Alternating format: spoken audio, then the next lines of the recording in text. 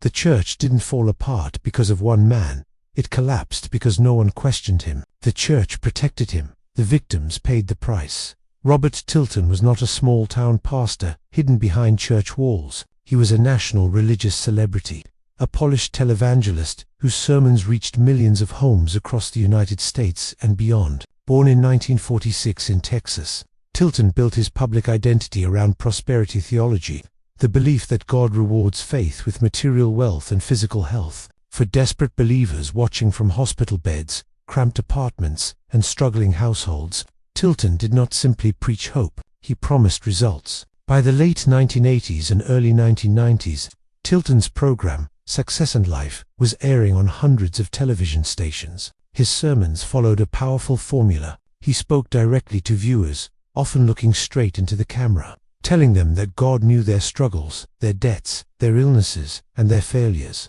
He claimed that financial hardship was not fate, it was a spiritual blockage, and that blockage, he said, could be removed. The solution Tilton offered was called a vow. Viewers were urged to send money, sometimes $100, sometimes $1,000, sometimes more, as a seed of faith. In return, Tilton promised divine intervention, cancelled debts, healed bodies, restored marriages, and sudden financial breakthroughs. He described these vows not as donations but as spiritual transactions, positioning himself as the conduit between God and the believer. Millions responded. Elderly viewers on fixed incomes mailed their rent money. Single parents sent grocery funds. The terminally ill sent their last savings, believing God would heal them if they showed enough faith. Tilton assured them that God would multiply what they gave. "You can't outgive God," he repeated endlessly. Behind the scenes, the operation was enormous. Tilton's ministry reportedly took in tens of millions of dollars annually at its peak.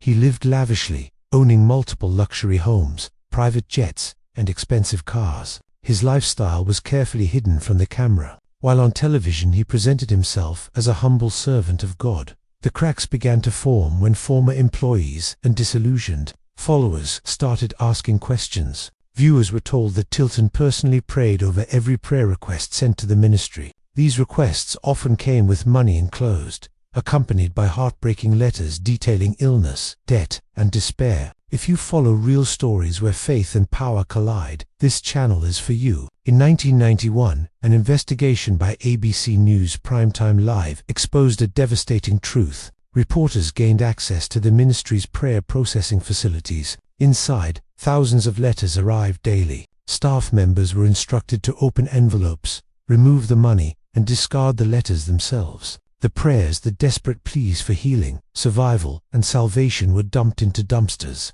unread, unacknowledged, and unprayed over. The revelation was shocking. Viewers who believed their suffering had been placed before God through Tilton instead discovered their letters had been treated as trash. The money, however, was carefully processed, counted, and deposited. The investigation aired nationally, igniting outrage. Tilton denied wrongdoing, insisting the ministry prayed collectively over requests and that no promises of guaranteed miracles had been made, but the damage was irreversible. Former followers came forward with stories of financial ruin. Some had lost homes, others had gone bankrupt, chasing promised blessings that never came. Many described intense psychological manipulation, being told their faith was insufficient if miracles didn't occur, or that unanswered prayers were punishment for doubt. Multiple civil lawsuits followed. Plaintiffs accused Tilton of fraud, deception, and emotional exploitation, arguing that he knowingly preyed on vulnerable individuals using religious authority.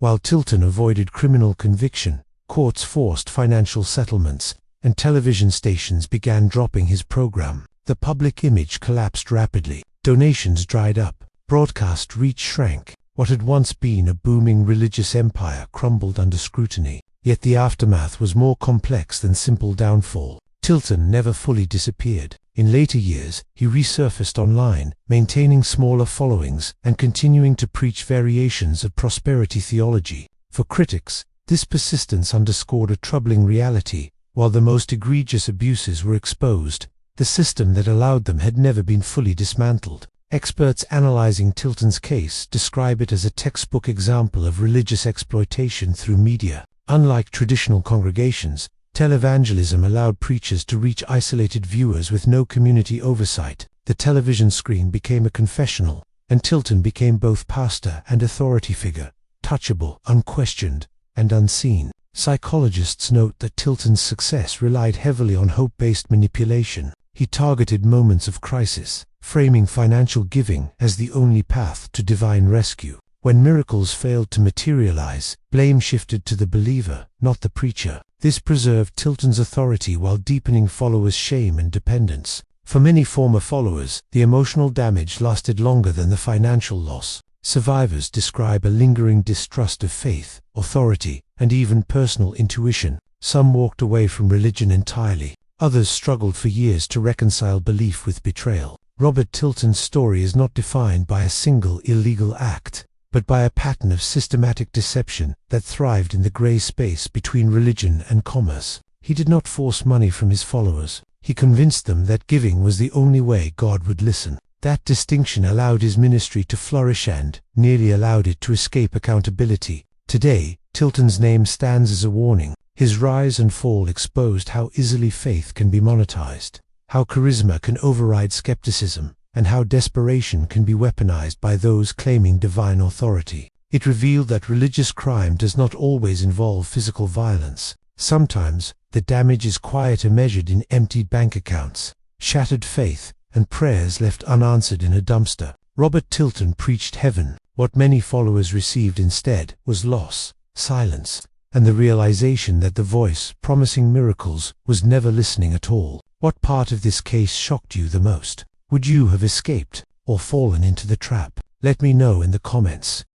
Pastor Eddie Lee Long was once considered one of the most influential preachers in the United States. As the senior pastor of New Birth Missionary Baptist Church in Lithonia, Georgia, Long commanded a congregation of more than 25,000 members at the height of his power. His sermons were electrifying, his presence magnetic, and his ability to inspire devotion unmatched in the black evangelical world. Yet behind the confidence, the tailored suits, the promises of spiritual breakthrough, and the image of moral authority lay a maze of contradictions, secrets, and allegations that would forever stain his legacy. Eddie Long was born in 1953 in Charlotte, North Carolina, and raised in a devout Christian home with traditional values. His early life was marked by discipline and strict religious expectations, but also by a fascination with leadership and influence. After college, Long worked briefly in corporate America before turning to ministry, convinced that his voice and charisma were meant for a larger stage. When he took leadership of New Birth in the late 1980s,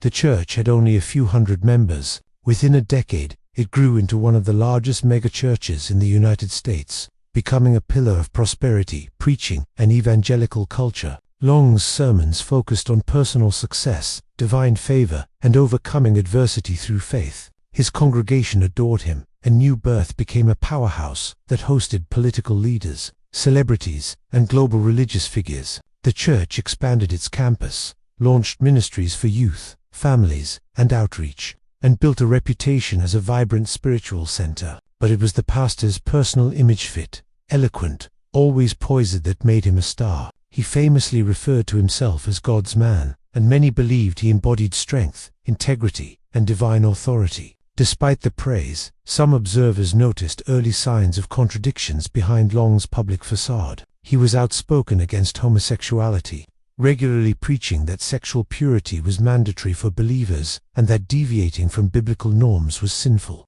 Yet at the same time, former members later recalled a ministry culture that revolved heavily around Long's personal authority. With an inner circle of young men who were unusually close to him, the tension between his rhetoric and private behavior would eventually become the focal point of a national scandal. In 2010, the public image Long built for decades collapsed almost overnight. For young men, former congregants of New Birth filed lawsuits, accusing Long of sexual coercion, manipulation, and abuse. They described years in which Long allegedly groomed them as teenagers, invited them to his private suite during church trips, purchased them cars and gifts, and used scripture to justify sexual relationships. The allegations were explicit, detailed, and shockingly at odds with Long's fiery public stance against homosexuality. According to the plaintiffs, Long exploited his position as a spiritual father, using pastoral authority to create dependence and silence dissent. They claimed he offered them mentorship, private counseling sessions, expensive trips, and intimate access to his personal life, the kind of proximity that made them feel chosen, honored, and bound to his approval. Over time, they alleged, the mentorship shifted into pressure and coercion. They described being made to feel spiritually obligated to submit, believing that resisting the pastor was akin to resisting God's will. The lawsuits exploded across national headlines. Major networks covered daily developments, and the story sparked widespread debate about power dynamics in megachurches and the vulnerability of young congregants. Congregants were stunned. Many denied the allegations outright, convinced that Long was the victim of a smear campaign. Others stepped back, troubled by the details and the rapid mobilization of Long's legal defense. New Birth Missionary Baptist Church publicly stood by its leader, emphasizing presumption of innocence and framing the situation as a spiritual attack. Long's public response only heightened attention. In a now iconic speech delivered shortly after the allegations surfaced, he told his congregation, "I'm under attack. I have never in my life portrayed myself as a perfect man, but I am not the man being portrayed in the media." He pledged to fight the allegations, but stopped short of explicitly denying every claim. He called the congregation to stand firm in faith, positioning the scandal as a test rather than a confession. The sermon ended with the church erupting in applause at the moment of spectacle blending faith, loyalty, and unresolved questions. Behind the scenes, legal teams exchanged documents, conducted interviews, and prepared for trial. The investigation revealed patterns that aligned with the plaintiff's accounts: the trips, the mentoring sessions, the gifts, and the power imbalance between pastor and While no criminal charges were filed, largely due to statutes of limitation and the nature of the allegations, the civil lawsuits moved steadily forward, and with them came more scrutiny into Long's leadership,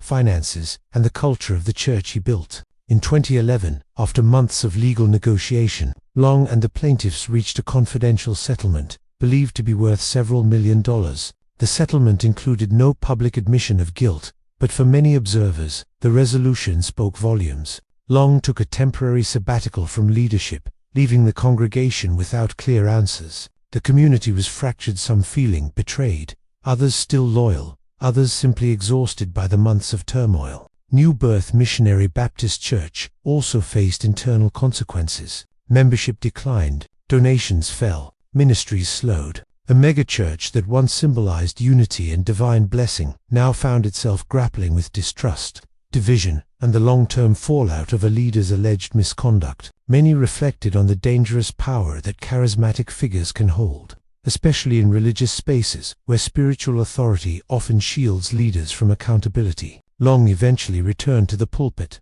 but the scandal remained a shadow over his ministry. His influence diminished. His speeches grew more subdued. The booming confidence that once defined his sermons was replaced with a measured tone that reflected the weight of the allegations and the public scrutiny he could never escape. For many, his return felt incomplete. There was no genuine acknowledgement, no public apology, no reconciliation process for the church. Everything was left open-ended, unresolved. In the years that followed, Long battled significant health problems. Rumors circulated about rapid weight loss and illness. Though the pastor initially attributed his condition to a strict vegan diet, congregants whispered, critics commented, observers watched. On January 15, 2017, Eddie Long died at the age of 63 from an aggressive form of cancer. His death marked the end of a complex, polarizing era for New Birth and for American megachurch culture. After Long's passing, many survivors and former congregants spoke openly about the emotional turmoil,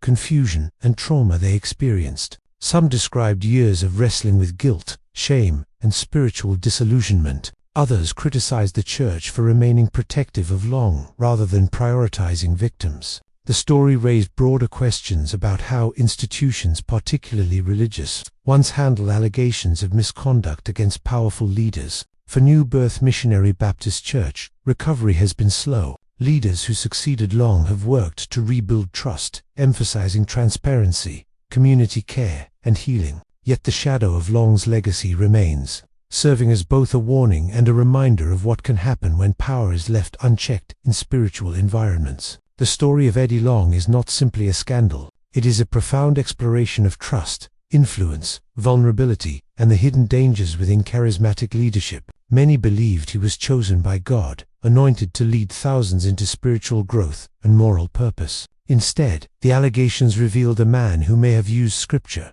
mentorship, and authority as tools of manipulation. Long story forces us to confront uncomfortable realities: how easily trust can be weaponized, how institutions can prioritize image over truth, how victims can be silenced by spiritual fear, and how charisma can mask coercion. It reveals that betrayal in religious spaces is uniquely devastating because the harm inflicted is not only emotional or physical, but spiritual. It damages not just individuals, but entire communities of faith. Above all, the case reminds us that discernment is essential. Faith does not require blindness, loyalty does not require silence, and leadership, no matter how gifted, must always be accountable. When it isn't, the cost is immeasurable, and the wounds run deep. What part of this case shocked you the most? Would you have escaped, or fallen into the trap? Let me know in the comments.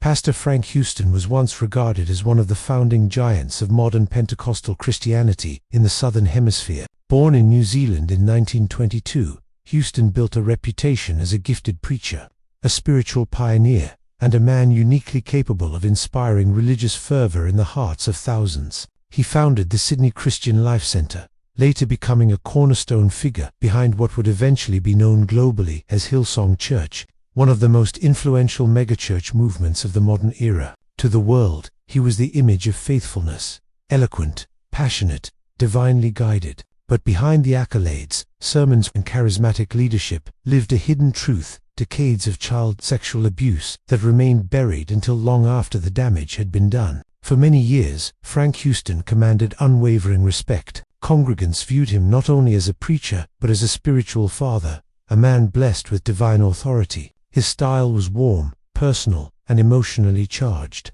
He had a gift for making followers feel seen, valued, and spiritually uplifted. It was this trust, this intimate connection, that allowed him to build a religious empire across Australia and New Zealand. Behind that trust, however, was a pattern of predatory behavior that would later shock the world. The first known abuse occurred decades earlier. During the 1970s in New Zealand, Houston targeted young boys, often those who trusted him, admired him, or came from vulnerable situations. His position as a spiritual leader created the perfect cover. He could visit families freely, counsel children privately, and gain unrestricted access through the authority of his title. His victims later described his behavior as manipulative, relentless, and deeply violating. They had been raised to believe pastors were God's chosen vessels, and Houston weaponized that belief. For years, nothing came to light. The culture of obedience in the church, combined with Houston's influence, kept victims silent. Some were children when the abuse happened. They lacked the language or courage to speak out. Others tried confiding in church leaders, only to be ignored, dismissed, or warned against damaging the ministry. The silence lasted decades. The turning point came in 1999, when a man, then an adult, disclosed the abuse he suffered as a young boy at the hands of Frank Houston. This confession reached Houston's own son, Brian Houston, the rising leader of Hillsong Church. Shock rippled through leadership circles. But instead of reporting the crime to police immediately, the matter was handled internally. Meetings were called, money was offered, a quiet payout of $10,000 was arranged in exchange for silence. Disguised as financial assistance, Frank admitted to the abuse but remained shielded from public scrutiny. Church officials removed him quietly from ministry but made no announcement. Congregants were left in the dark. No police report was filed. Victims already carrying the psychological scars of childhood trauma now carried the burden of institutional betrayal. Frank Houston died in 2004, never facing a courtroom, never receiving a criminal conviction for the abuse he admitted to. But the story did not end there. In the years that followed, numerous victims stepped forward, recounting eerily similar experiences that stretched across decades. Complaints emerged linking Houston to multiple boys in both New Zealand and Australia, each describing the same patterns of grooming, manipulation, and sexual exploitation. In 2014, the Australian Royal Commission into Institutional Responses to Child Sexual Abuse launched an investigation. The findings were damning. The commission revealed that church leaders had failed to report Houston's crimes, instead choosing to protect the reputation of the ministry. The organization had prioritized image over justice. Brian Houston came under scrutiny for not reporting his father's admitted abuse to authorities, a legal requirement under Australian law. The commission found that the church's response was inadequate, improper, and completely inappropriate, especially given the gravity of the offense. Victims, some now middle-aged, described the emotional toll of living with memories of abuse and the factional trauma of being ignored or dismissed by religious authorities. Their testimonies painted a grim portrait of the cost of silence, depression, anxiety, addiction, loss of faith, and lifelong psychological damage. The revelations forced Hillsong to confront its origins and its legacy, a movement built on musical worship, global expansion, and spiritual influence had been founded by a man hiding horrifying secrets, and the leadership that followed had failed to prioritize justice for victims. The weight of that truth shook the global Christian community. Frank Houston's legacy became a symbol of hypocrisy, a preacher who spoke of holiness while violating children behind closed doors. His dual identity exposed the dangers of charismatic authority, unaccompanied by accountability. His life became a case study in how spiritual power can create perfect conditions for predation. When systems fail to protect the vulnerable, the aftermath continues to echo. Survivors have demanded public apologies, compensation, and recognition. Many found courage through the commission to reclaim their voices. Others still struggle. The case remains one of Australia's most significant examples of religious abuse, not only because of the crimes themselves, but because of the institutional failures that allowed them to remain hidden for so long. Frank Houston's story is not just about the actions of one man. It is about the systems around him, systems that celebrated him, protected him, and shielded him at the cost of innocent lives. It is about the dangers of idolizing leaders, the consequences of unchecked spiritual authority, and the necessity for transparency in organizations that wield massive influence over vulnerable communities. This case forces a painful reflection. How many lives could have been spared trauma if the truth had been confronted decades earlier? How many other victims remain unheard because they fear they would not be believed? How many institutions still prioritize their reputation over the safety of their people? Frank Houston's legacy is a haunting reminder that faith, when placed in the wrong hands, can become a weapon. He preached purity while committing atrocities. He spoke of divine love while inflicting unimaginable harm. He built a ministry on trust and shattered countless lives behind the curtain. His story stands as one of the darkest examples of a preacher who betrayed his calling, proving that sometimes the greatest threats to the faithful come from those standing at the pulpit. What part of this case shocked you the most? Would you have escaped or fallen into the trap? Let me know in the comments.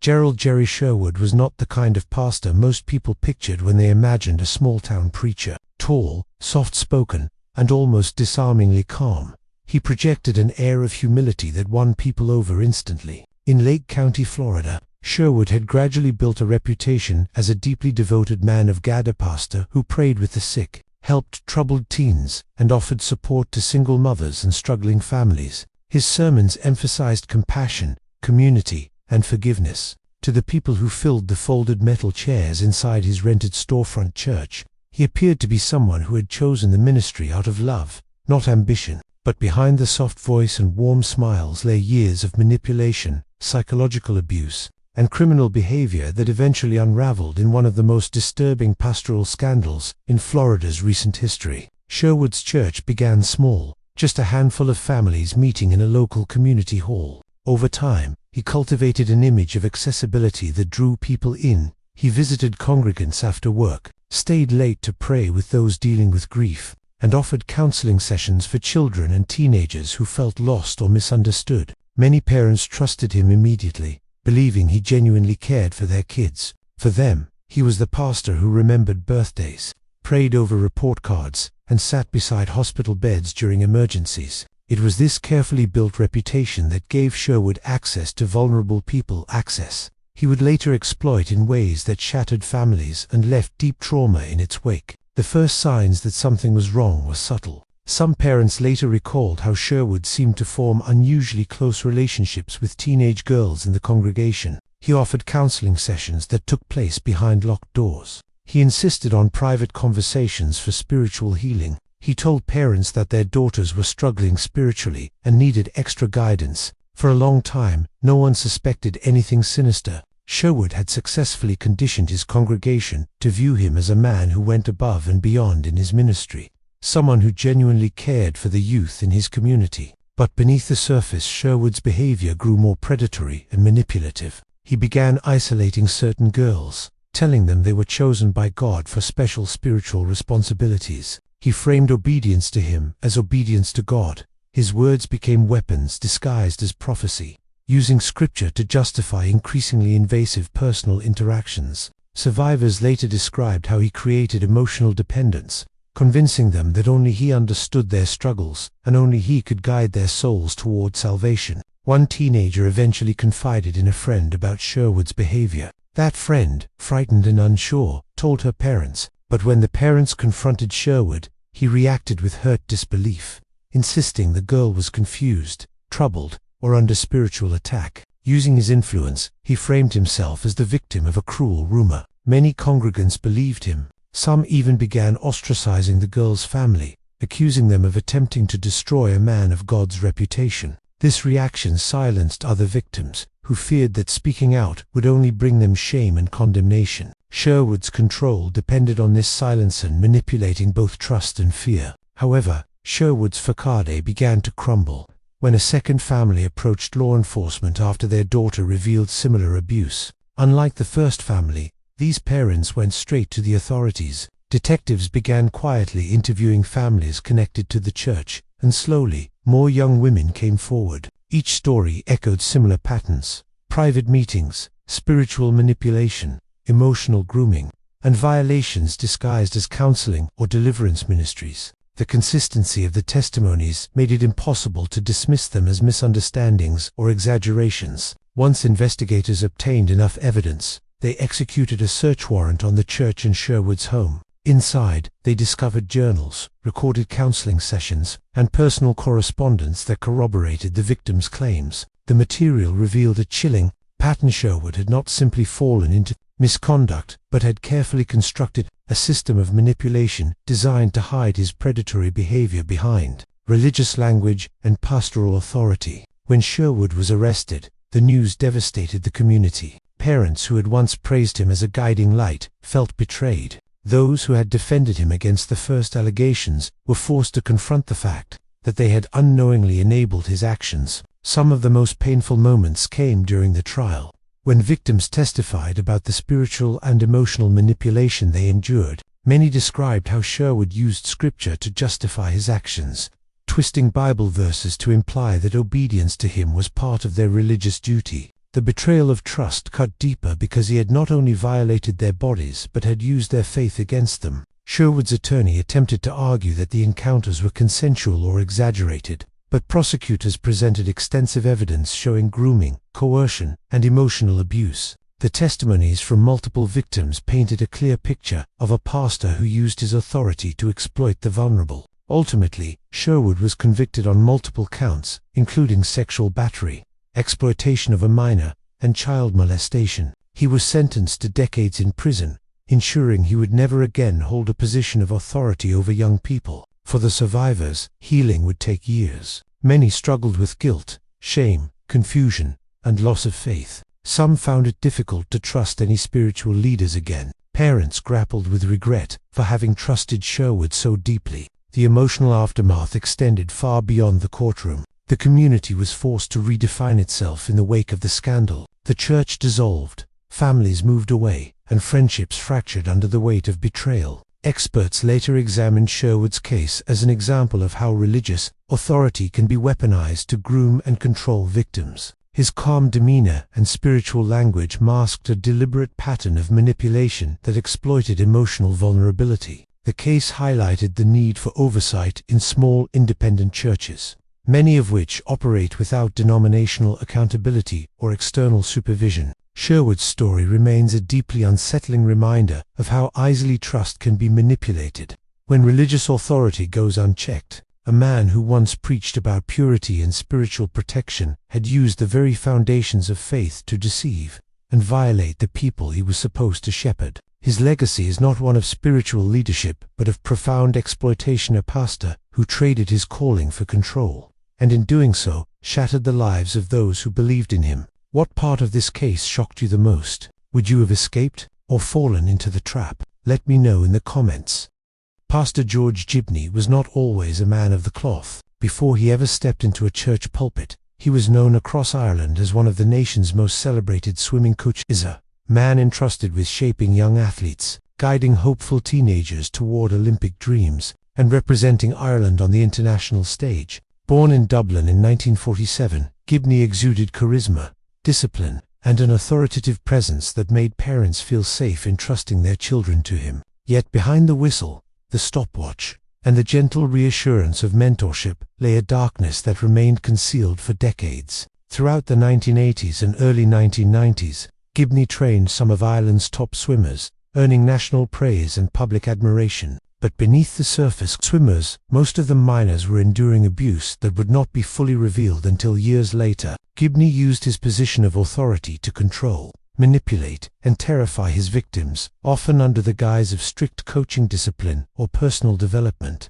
He isolated favorite swimmers, demanded loyalty, and fostered a climate of intimidation. For those under his guidance, questioning him was unthinkable. For parents, the idea that a respected coach could be abusive seemed almost impossible. Everything changed in the early 1990s, when several former swimmers courageously came forward with allegations of sexual abuse. The accusations described patterns of predatory behavior, forced encounters during training trips, abuse disguised as performance evaluations, and emotional manipulation designed to silence victims. In 1993, the Irish state began investigating these claims, ultimately bringing charges against him. But what unfolded next shocked the public, frustrated victims, and exposed critical flaws in the justice system. Gibney's legal team exploited a procedural loophole in Irish law, arguing that the significant delay between the alleged offences and prosecution made it impossible for him to defend himself. In a controversial ruling, the Irish Supreme Court agreed.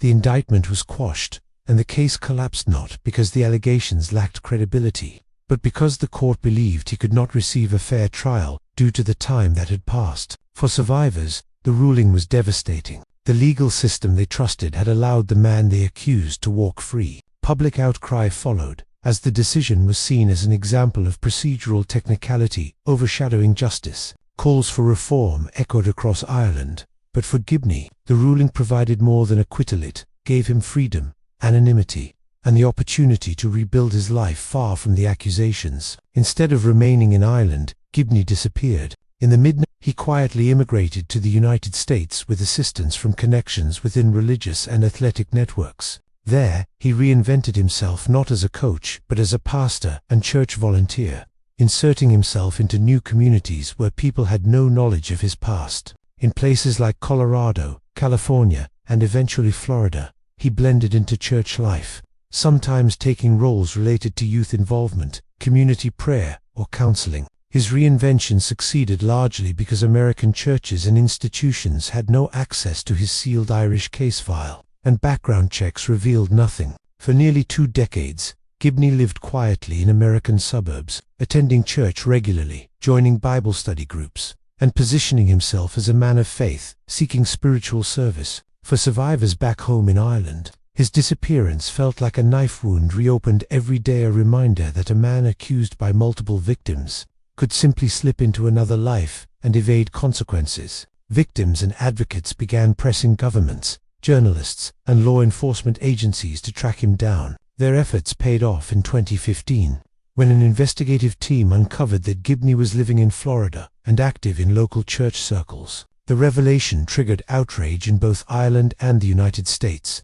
Journalists confronted him in parking lots, activist groups protested near his residence, and survivors publicly demanded justice. The situation intensified when immigration authorities began reviewing whether he had been granted entry to the U.S. under false pretenses. Under pressure, the U.S. launched a federal investigation into how he was admitted into the country, and whether his past should disqualify him from residency. Meanwhile, in Ireland, the sports community grappled with the painful reality that one of their most prominent coaches had allegedly inflicted trauma on young swimmers for years. The revelation prompted new national child protection laws, overhauls in sports oversight, and greater transparency in youth athletic programs across the country. For victims, the reforms were important, but they did not erase decades of pain. As details of Gibney's past became more widely known, American communities that had once embraced him began to recognize the risks he posed. Churches that had welcomed him quietly distanced themselves.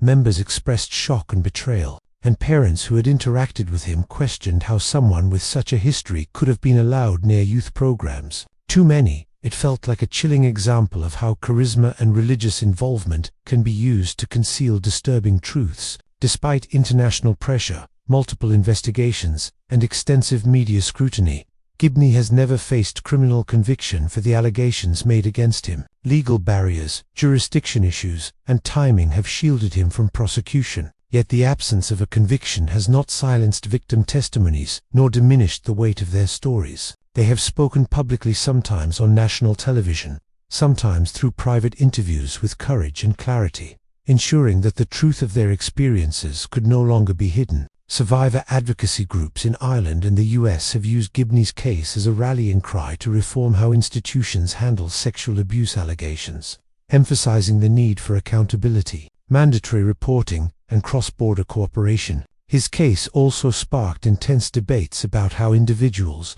accused of serious crimes can exploit religious institutions to establish new identities and avoid detection. It illustrated the dangers of assuming that religious involvement equates to moral integrity, and highlighted the weaknesses of systems that fail to track higher-risk individuals across borders. Gibney's life in Florida has become increasingly isolated as public awareness of his past grows. Neighbors who once saw him as a quiet retiree now view him with suspicion. Community members who prayed alongside him express feelings of betrayal. For survivors, this exposure does not erase trauma, but it represents a form of moral justice and acknowledgement that despite escaping legal consequences, he cannot hide from the truth. The story of Pastor George Gibney is a chilling example of how authority, trust, and religious involvement can mask a past filled with harm. It reveals how abusers can exploit institutional gaps to avoid accountability, and how communities can be manipulated by individuals who craft new identities behind the facade of spiritual devotion.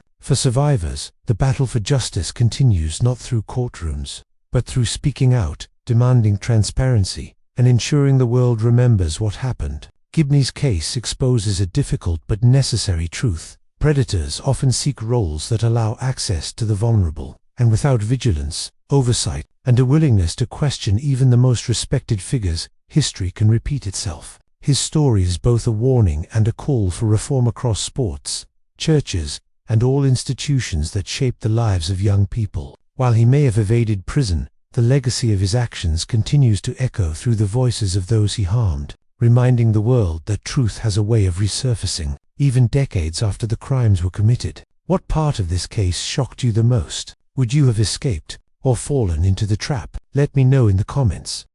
Before the world knew the name R. Kelly as a global R&B superstar whose crimes would later shock the world, he was first known in his community as Pastor Robert Sylvester Kelly, a church-trained gospel musician raised under the spiritual authority of pastors who encouraged him, mentored him, and placed him behind the pulpit as a young performer. Though Kelly was never ordained in a formal sense, he carried the title pastor and minister of music throughout his youth, leading choirs, performing sermons, and guiding worship at churches across Chicago's South Side.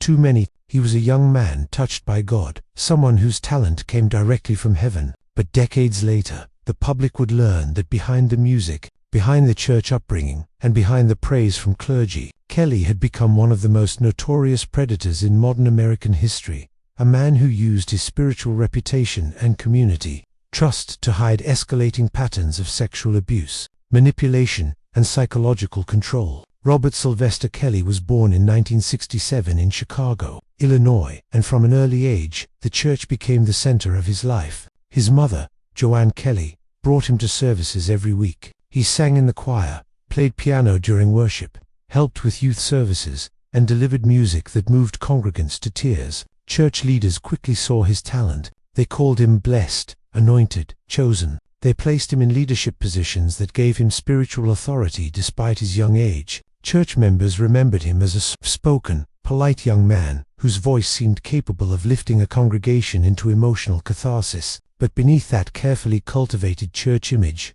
darker truths were forming. Kelly would later reveal in interviews, and victims would corroborate, that he endured sexual abuse as a child within the same religious community that had elevated him. Family acquaintances, older church members, and individuals with authority were later identified as potential abusers. Traumatic experiences at such a young age had lasting psychological consequences, but trauma alone cannot explain the monstrous behaviors Kelly would later inflict. It only provides context for his growing detachment from moral boundaries. By his teenage years, Kelly had developed a double life. In church, he was a respected musician. Outside, he used his position to attract young girls who admired him. Multiple former congregants would later reveal that Kelly frequently spent time with teenage girls after choir rehearsals or youth events. Some adults claimed to have confronted him. Others ignored what they saw. Most simply assumed the behavior was harmless. A tragic hesitation that would allow his predatory pattern to grow unchecked for decades. Kelly transitioned into mainstream music in the late 1980s, forming a group with church peers before eventually signing with Jive Records. His rise to fame was rapid. Hits like I Believe I Can Fly and Gotham City made him an international icon, and his gospel-inspired delivery strengthened the perception that he was a spiritually guided artist. Fans adored him. Churches invited him to speak. Youth pastors cited him as proof that God rewards perseverance. Kelly leaned heavily into this narrative, often crediting his success to God and sharing stories about how faith shaped his life. All the while, behind closed doors, his predatory behavior escalated. By the early 1990s, multiple young women and girls were already reporting inappropriate behavior. Some described being approached backstage at concerts. Others recalled being contacted by Kelly's associates, individuals who acted as recruiters, offering young girls opportunities to sing, model, or receive spiritual mentorship. Many of these victims came from religious families who believed Kelly's persona as a faith-driven musician. To them, he wasn't just a celebrity, he was a pastor's child, a church-trained man, a gospel-rooted figure who spoke openly about God. One of the earliest public cracks in Kelly's image came in 1994, when he illegally married 15-year-old Olia, one of his protégés, at a Chicago ceremony. Kelly presented himself as her musical mentor and spiritual guide. To outsiders, he claimed he was helping a talented young woman find her voice. Behind the scenes, he manipulated, coerced, and controlled her life. The marriage, later annulled, was facilitated through falsified documents that listed Olia as 18. Church members who had once praised Kelly began whispering. Some knew something was wrong, but in a culture where celebrity status and spiritual reputation shielded men from accountability, few spoke publicly. Over the next 2 decades, allegations piled up like a dam ready to burst. Videos, photos, testimony, and lawsuits revealed patterns of abuse involving minors, coercion, confinement, and sexual exploitation. Victims described how Kelly used his spiritual roots to manipulate them. He told them God brought them to him. He told them they were chosen. He told them leaving him meant betraying God's plan. This spiritual language, borrowed from his pastoral upbringing, became a weapon. Many survivors were teenagers when they met him. Some were recruited at malls. Others were approached outside concerts. Several met him through church connections, people who praised Kelly as a man of God. His team often targeted girls who admired him for his gospel music or believed he would guide them spiritually. Once inside his inner circle, the victims described a system of psychological domination, strict rules for how they dressed, restrictions on communication, isolation from families, punishment for disobedience, public humiliation, sexual coercion framed as spiritual obedience. Kelly turned religious language into a tool of control and created an environment that resembled a cult more than a music career. By the 2000s, the allegations became national news. The infamous videotape showing Kelly engaging in acts with an underage girl surfaced, yet despite overwhelming evidence, Kelly was acquitted in 2008 due to witness intimidation, fear, and legal loopholes. Many church leaders remained silent. Some even defended him, citing forgiveness, redemption, and the belief that only God could judge. But victims kept coming forward. In the late 2010s, documentaries like Surviving R. Kelly amplified survivors' voices. Public outrage grew. Prosecutors revisited old cases. New victims emerged. And in 2021, the dam finally broke. Kelly was convicted on federal charges, including racketeering, sex trafficking, coercion, and abuse. The verdict exposed a decades-long system of exploitation that had been protected by fame,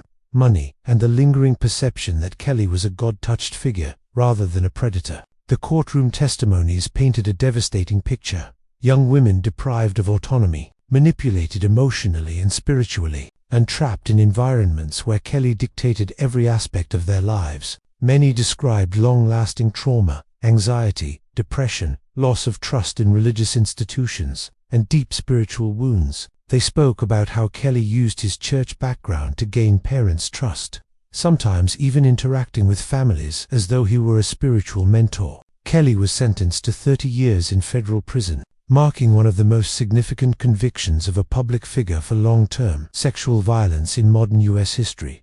Prosecutors emphasized that the crimes weren't spontaneous, they were organized, calculated, and facilitated by a network of enablers who protected Kelly's image. The aftermath left deep scars on communities, especially African American church communities that had celebrated his music for decades. Many pastors issued statements of condemnation. Some admitted they had once defended him out of ignorance. Others struggled with the difficult truth that a man raised by the church, who preached in youth services, and who used religious language throughout his career, had used that same influence to prey on the vulnerable. Victims were left to rebuild their lives. Some turned to therapy, others found healing through activism. Several openly discussed how Kelly's manipulation fractured their sense of faith. The spiritual betrayal, they said, was sometimes worse than the abuse, because the language he used was familiar, sacred, and trusted. The reflection that emerges from Pastor Robert Sylvester Kelly's story is one of urgent warning.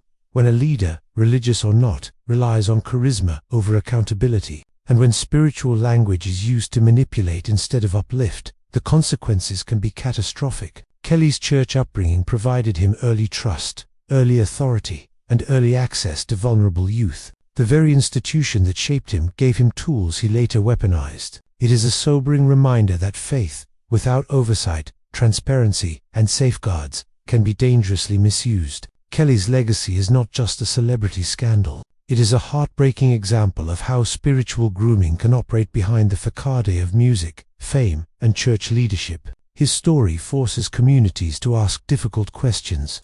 How do we protect young people from those who hide behind religious language? How do we hold charismatic figures accountable before they harm? And how do we repair the damage when trust is broken at the spiritual level? The truth is simple and devastating. Kelly was once a preacher of hope, love, and inspiration. But behind the sermon, behind the gospel roots, and behind the polished image, he was building a private world of domination, exploitation, and terror. And for decades, no one stopped him. What part of this case shocked you the most? Would you have escaped, or fallen into the trap? Let me know in the comments. Pastor Jean-Claude Roman became one of the most disturbing and complex criminal cases in European history, not because of a moment of violence alone, but because of a lifelong deception that spiraled into tragedy. Although not a traditional pastor, in the sense of leading a congregation, he repeatedly used religious identity, moral authority, and spiritual persona to deceive those around him. Roman didn't merely lie about a job, a degree, or a relationship. He fabricated an entire identity, and through that false identity, he infiltrated religious spaces, manipulated the trust of churchgoers, and ultimately committed crimes that horrified France and the world. His story became one of Europe's most infamous examples of spiritual betrayal, intertwined with long-term psychological manipulation. Born in Lons-le-Saunier, France, in 1954, Roman showed early signs of intelligence and quiet determination. His childhood was uneventful by most accounts. He grew up in a modest family, attended school, and blended into his small community. There were no early warnings of deception, manipulation, or malice. Yet, even in adolescence, Roman began to craft lies to avoid embarrassment or gain sympathy. Teachers remembered him as charming but evasive, intelligent but strangely inconsistent. These traits, subtle, almost invisible, would later escalate into elaborate, lifelong fabrications that blurred the line between fantasy and reality. After finishing high school, Roman enrolled in medical school in Lyon, but something happened during his second year. Either the pressure was too great, or his fear of failure outweighed his ambition. Instead of failing out, he simply stopped attending classes, stopped taking exams, stopped participating in the life he had presented to everyone else. but he never told his family. Instead, he began the deception that would define his life. He pretended to continue medical school, year after year, fabricating progress, exams, and internships that never happened. Over time, Roman learned something that would become his trademark skill: the ability to mimic the language, mannerisms, and emotional cues of an educated professional. He read medical journals, memorized terminology, attended public medical lectures, and cultivated an aura of calm authority. Eventually, he told family and friends he had become a successful doctor and secured a prestigious position at the World Health Organization, who in Geneva, one of the most trusted and respected organizations in global health. The lie worked. More than that, it flourished. Using his supposed position, Roman developed connections with religious groups and charitable organizations. He frequently discussed humanitarian work, medical missions, and global health initiatives with local church leaders. To many, he radiated moral sincerity, a man called not just to medicine, but to service. Churches welcomed him. Pastors invited him to speak. Congregants admired him for blending scientific expertise with deep spirituality. But behind the scenes, Roman's life was collapsing under the weight of his own deception. He had no job, no salary, no office, no colleagues. He spent his days driving aimlessly, sitting in parking lots, or pacing in forests while pretending to be at work. He lived off financial support provided by his wife's family, friends, church members, and people who believed they were entrusting money to a respected doctor who also happened to be a devout, compassionate Christian. He manipulated religious trust to sustain his increasingly fragile illusion. He accepted donations meant for charity, for missions, for personal needs related to his supposed work. He played the role of the wise spiritual advisor, listening to confessions, offering prayers, and providing counsel. Many believed he was a model of Christian humility, a man dedicated to healing the world. But beneath the surface, panic was setting in. By the early 1990s, financial pressures had grown uncontrollable. People were asking questions. His wife, Florence, was pushing for clarity about finances and work. His parents were proud but confused about the details of his career. Friends were beginning to notice inconsistencies, strange behaviors, and unexplained absences. Rumors began to circulate quietly. The facade was cracking. And then, in January 1993, Roman snapped. Rather than confess the truth that he had deceived everyone for nearly 2 decades, he committed one of the most shocking family murders in modern French history. On January 9th, he murdered his wife by striking her in the head. Then he killed his children, 5-year-old Antoine and 7-year-old Caroline. After that, he drove to his parents' home and murdered both of them. He visited his ex-mistress, attempting to kill her as well, but she fought back and survived. Finally, he returned home, poured gasoline everywhere, and set the house on fire in an attempted suicide. But even that failed. Firefighters rescued him before the flames consumed him. What they didn't know, at least at first, was that they had rescued not a victim, but the perpetrator of one of the most elaborate and devastating frauds France had ever seen. When investigators arrived, the story unraveled rapidly. There were no records of Roman's medical degree, no employment history with who, no colleagues, no office, no salary. Years of lies spilled into the open. The church communities he had been part of were stunned. Parishioners who had trusted him felt a mixture of shock, betrayal, and horror. How could a man who prayed with them, preached with them, and presented himself as a model Christian commit such an atrocity? The case became an international sensation. Psychologists and criminologists examined his life, baffled by the scale of his deception. Some argued he was a pathological narcissist. Others believed he lived in a state of dissociation so deep he had convinced himself the lies were justified. Religious communities held vigils, prayed for the victims, and struggled to understand how faith itself had been weaponized by a man who wore it like a disguise. Roman's trial in 1996 captivated France. Prosecutors painted him as a cold, calculating manipulator. The defense described him as a mentally ill man trapped in a fantasy he could not escape. Victims' families testified through tears. Former church members expressed outrage that he had used spirituality and charity to deceive them. In the end, the jury found him guilty of multiple counts of murder and attempted murder. He was sentenced to life in prison. Yet even in prison, Roman's manipulation of religious identity persisted. He became deeply involved in Catholic religious studies and prayer circles, once again portraying himself as a spiritual figure, this time among inmates. Some saw it as a genuine turn toward faith and repentance. Others saw it as another performance, a way to shield himself from the full weight of guilt. His behavior reignited debates about whether he had ever been truly spiritual, or if religion had simply been another mask. The societal impact of Roman's crimes extended far beyond the courtroom. Churches across France implemented stricter guidelines for volunteers and guest speakers. Religious leaders emphasized the importance of background checks, transparency, and accountability. The case opened a national conversation about trust, authority, and how vulnerable people can be when individuals use religious identity as a tool for manipulation. Roman's story has continued to haunt France. His release from prison in 2019 sparked renewed debate and anxiety. Many argued he should never be free. Others pointed to rehabilitation. Yet the shadow of his crimes lingers, especially among church communities who felt spiritually violated by his deception. The tragedy of Jean-Claude Roman reveals the terrifying potential of spiritual authority when twisted by deception. He embodied the image of a faithful Christian, a caring husband, a devoted father, a respected professional, a moral example while hiding a labyrinth of lies. His case forces us to confront uncomfortable truths. The most dangerous betrayal comes not from strangers, but from those who claim moral virtue and spiritual purity.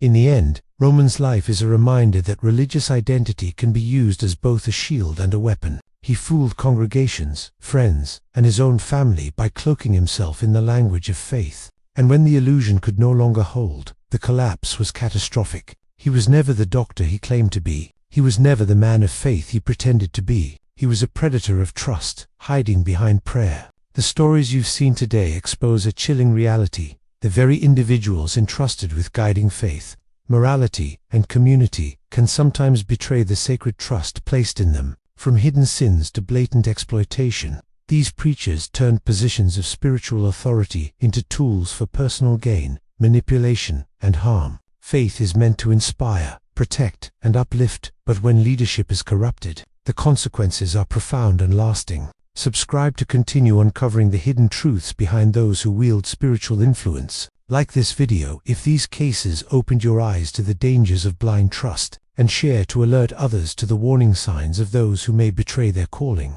Because understanding the fine line between holiness and corruption is the first step in protecting yourself, your community, and the sacred values that should guide all faith leaders.